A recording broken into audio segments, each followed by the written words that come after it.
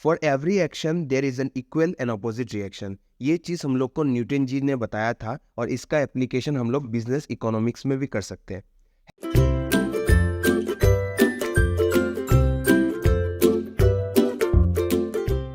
Hello learners and welcome back to Pankaj की कक्षा। आप सभी का स्वागत है मेरी कक्षा में। तो आज हम लोग समझने वाले हैं बिजनेस इकोनॉमिक्स का सबसे इंपॉर्टेंट टॉपिक जो कि है लॉस ऑफ प्रोडक्शन। ठीक है, loss of production. Laws of production समझने के पहले हम लोग को समझना पड़ेगा कि इसमें दो लॉस आते हैं, ठीक है, जो कि एक शॉर्ट रन के लिए होता है और एक लॉन्ग रन के लिए होता है। ठीक है, शॉर्ट रन के लिए मतलब जिसका ड्यूरेशन कम होगा, ठीक है, और लॉन्ग रन मतलब जब लंबे टाइम के लिए उसको लॉन्ग रन बोला जाता है। देखो कि लॉस ऑफ प्रोडक्शन, हम लोग अपने इनपुट में कितना चेंज करने से हम लोग के आउटपुट में चेंज आएगा, उसी को क्या बोलते हैं हम लोग का लॉस ऑफ प्रोडक्शन। मतलब क्या होता है कि laws of production describes the ways by which we can increase the level of production. Laws of production हम लोग को बताता है कि हम लोग कैसे अपने प्रोडक्शन को इंक्रीज कर सकते हैं। ठीक है, अभी देखो ये जो लॉज ऑफ प्रोडक्शन है, यहाँ पे दो लॉज को दिया गया है, one works for short run and one works for long run. अभी शॉर्ट रन में कौन सा आता है और एक लॉन्ग रन में कौन सा आता है वो आगे हम लोग समझेंगे। अभी मेन क्वेश्चन है कि how can we increase the production. हम लोग अपने प्रोडक्शन को कैसे बढ़ाएंगे, राइट? कुछ ना कुछ करना पड़ेगा हम लोग के प्रोडक्शन को बढ़ाने के लिए। तो पहला चीज है कि द आउटपुट, ठीक है, the output that is production can be increased by increasing input with different factors. अभी फैक्टर्स क्या क्या है, हम लोग अपने इनपुट्स मतलब जो फैक्टर्स होते हैं उसमें क्या क्या चेंज करने से हम लोग के आउटपुट में चेंज आएगा, मतलब हम लोग के प्रोडक्शन पे, राइट? हम लोग का जो इनपुट्स है वो क्या होता है, वो हमारा फैक्टर्स होता है जिसमें चेंज करने से हम लोग के आउटपुट मतलब क्या, प्रोडक्शन, राइट? इनपुट्स मतलब क्या क्या क्या फैक्टर्स हम लोग अपने ऑर्गेनाइजेशन में अपने बिजनेस में चेंज करने से हम लोग के आउटपुट जो कि है प्रोडक्शन में चेंज आएगा। तो फैक्टर्स क्या क्या है देखो, पहला होता है वेरिएबल फैक्टर्स। वेरिएबल फैक्टर्स मतलब क्या, विच कीप्स ऑन चेंजिंग, जिसको हम लोग चेंज कर सकते हैं, जैसे क्या है रॉ मटेरियल्स, लेबर्स एक्सेट्रा। ठीक है, और नेक्स्ट क्या है फिक्स्ड फैक्टर्स। नाम ही क्या है फिक्स्ड, मतलब कांस्टेंट रखना पड़ेगा, जैसे क्या है land, plant and machinery, equipment etcetera. अभी सुनो, अभी मेन इंपॉर्टेंट चीज है कि हम लोग को याद रखना है कि शॉर्ट रन और लॉन्ग रन। सुनो, शॉर्ट रन में हम लोग अपने वेरिएबल फैक्टर्स को चेंज करके हम लोग के प्रोडक्शन को बढ़ा सकते हैं, और लॉन्ग रन में दोनों का दोनों फैक्टर, जैसे वेरिएबल हो गया या फिक्स हो गया, दोनों को चेंज कर सकते हैं।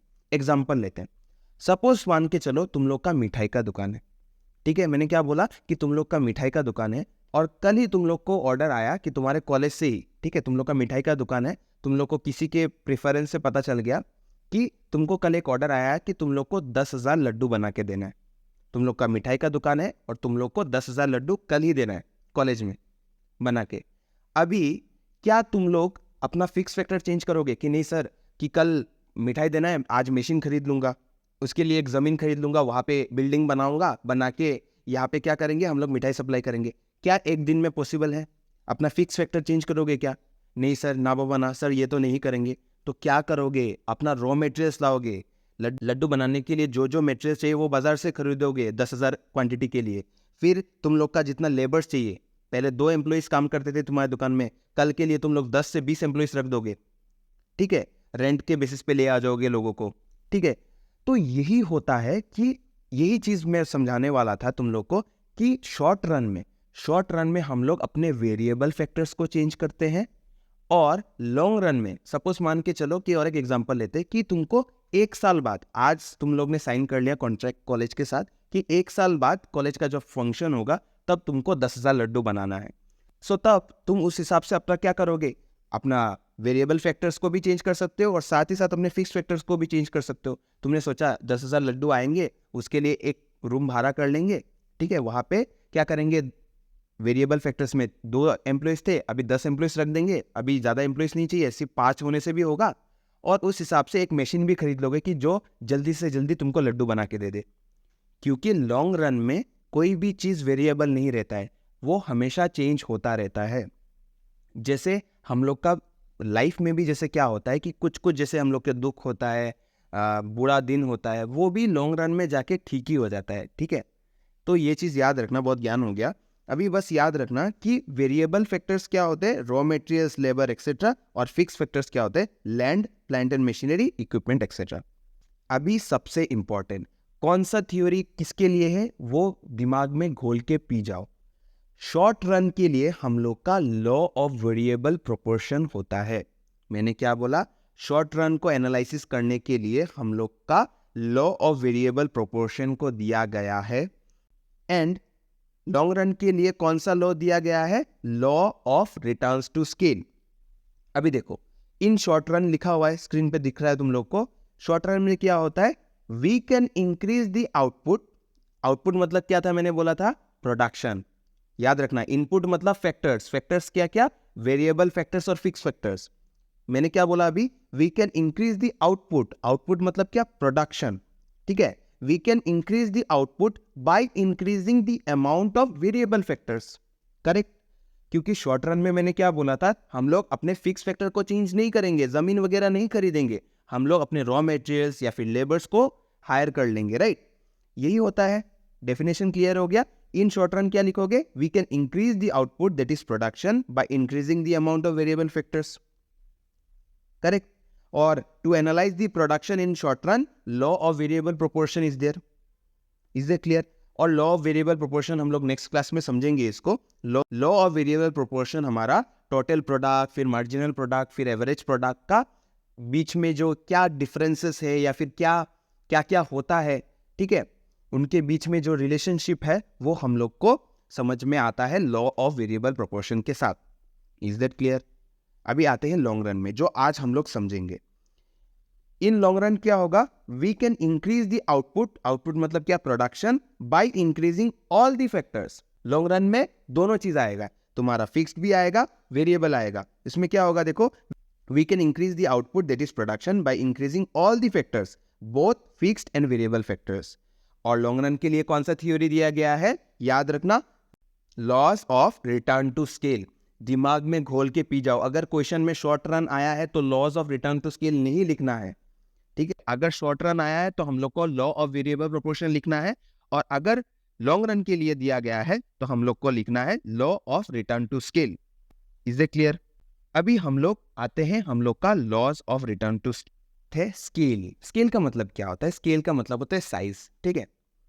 अभी बात है कि रिटर्न टू स्केल का मतलब क्या है। पहले तो वर्ड को समझना पड़ेगा ना।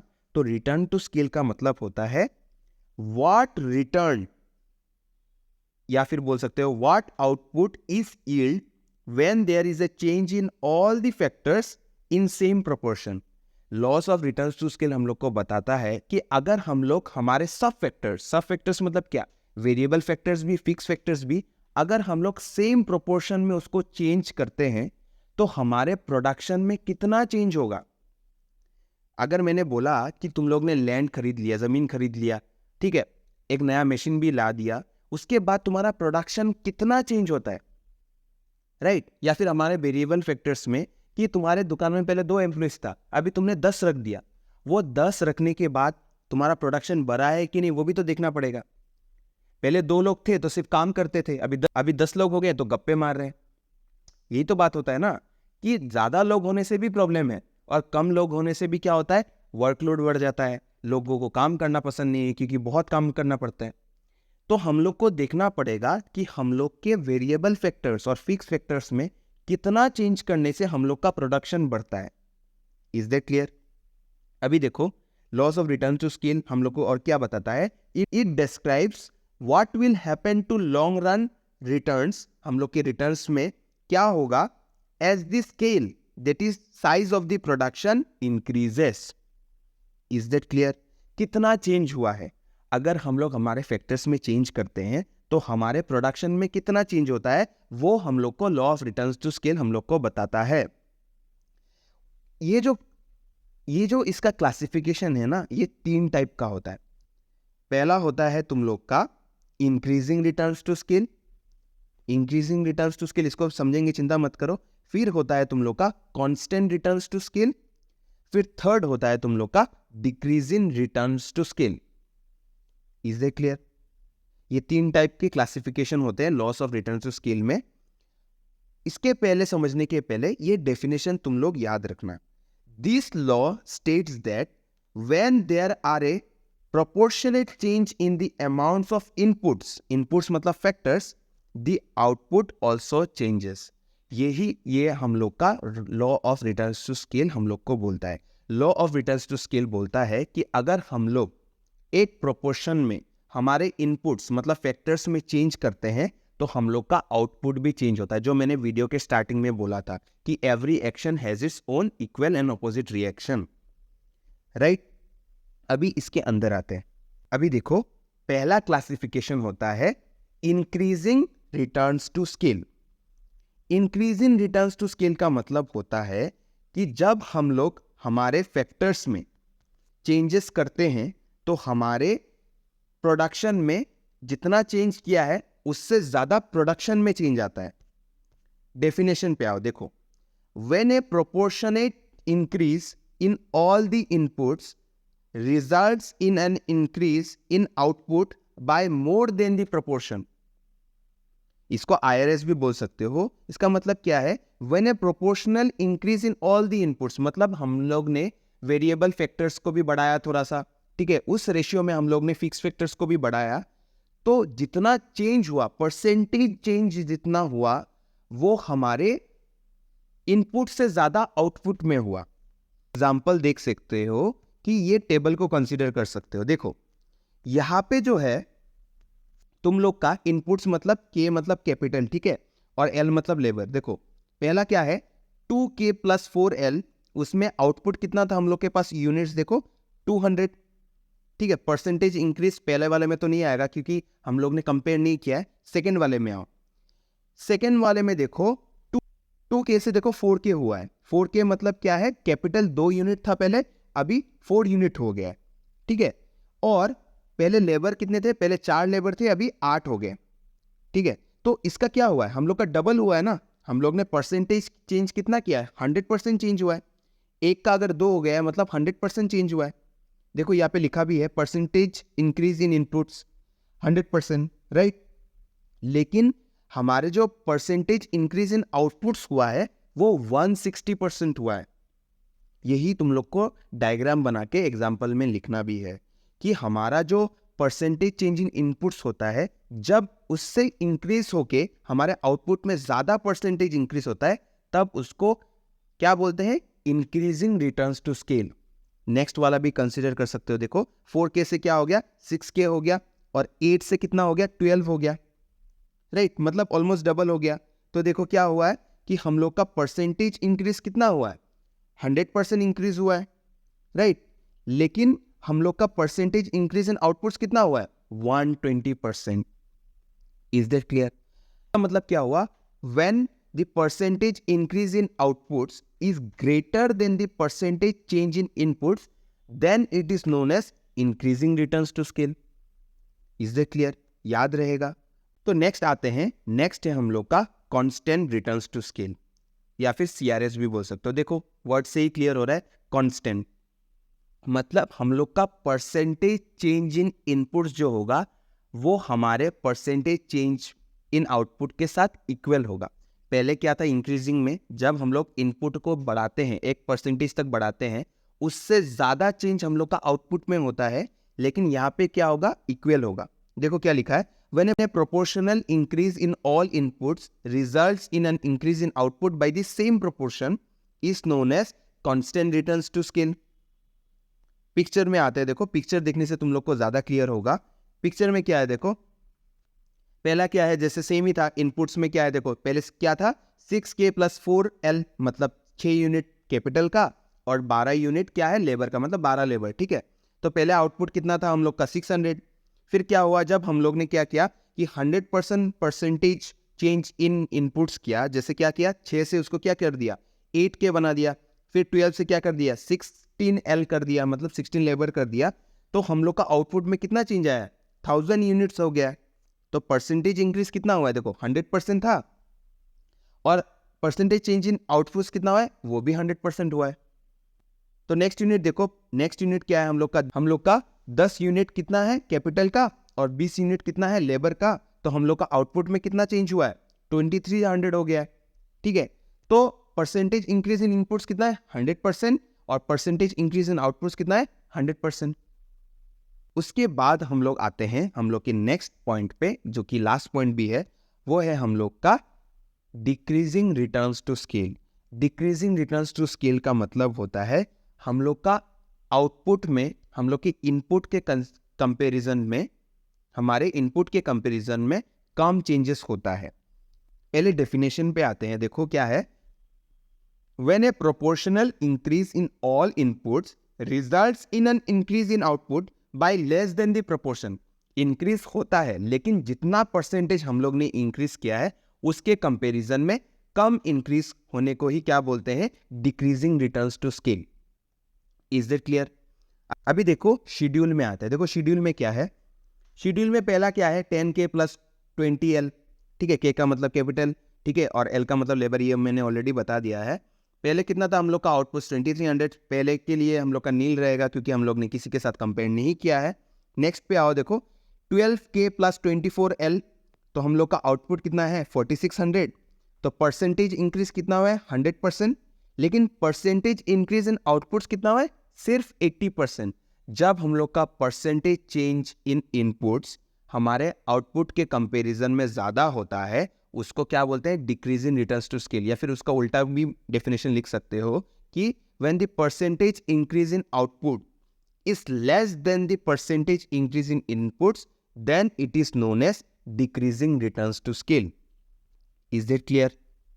अभी मैं तुम लोग के लिए एक होमवर्क दे रहा हूं, तुम लोग को ये जो शेड्यूल मैंने दिया है ये शेड्यूल देख के बताना है कि ये increase in returns to scale है या decrease in returns to scale है या तुम लोग का कांस्टेंट रिटर्न्स टू स्केल है। देखो मैंने तुम लोग को ऑलरेडी समझा दिया है, जब परसेंटेज चेंज क्या होता है ज़्यादा होता है तो इंक्रीजिंग है, जब सेम रहता है कम तुम्हारा कांस्टेंट है, और अगर इंक्रीज हो रहा है लेकिन हम लोग ने जितना इनपुट में चेंज किया है उतना अगर आउटपुट में नहीं होता है तब वो डिक्रीजिंग रिटर्न्स टू स्केल होता है। ये जो शेड्यूल मैंने दिया है ये तुम लोग ट्राई करो कि ये देखने के बाद तुम लोग को क्या लगता है कि ये कौन सा रिटर्न्स टू स्केल है, तो ये तुम लोग को बताना है। अभी लास्ट में इसको हम लोग समराइज करते हैं, ठीक है, सो दैट तुम लोग को हमेशा याद रहे कि laws of returns to scale क्या होता है। देखो, suppose in a production process all inputs get increased by 40%। Example लेते हैं कि अगर हम लोग ने हमारे ऑल फैक्टर्स, मतलब ऑल इनपुट्स मतलब क्या, मतलब फैक्टर्स, तुम्हारा फिक्स्ड फैक्टर हो गया या फिर वेरिएबल फैक्टर हो गया, अगर हम लोग हमारे सब फैक्टर्स में 40% इंक्रीज करते हैं तो क्या होगा, if the output gets increase by 40% the production function exhibits CRS। अगर 40% हम लोग ने इनपुट में चेंज किया है और अगर 40% हम लोग का आउटपुट में भी चेंज हुआ है तो वो हमारा CRS है। CRS मतलब constant returns to scale. Is that clear? या फिर इसका उल्टा भी हो सकता है, देखो, if output is less than 50% the DRS holds. मतलब क्या है कि अगर हम लोग ने परसेंटेज चेंज 40% किया है लेकिन हम लोग का परसेंटेज चेंज इन आउटपुट कितना हुआ है, अगर वो 30% हो गया या फिर 39% हो गया या 20% हो गया या फिर 10% हो गया, वो हम लोग का DRS होगा, मतलब decrease in returns to scale.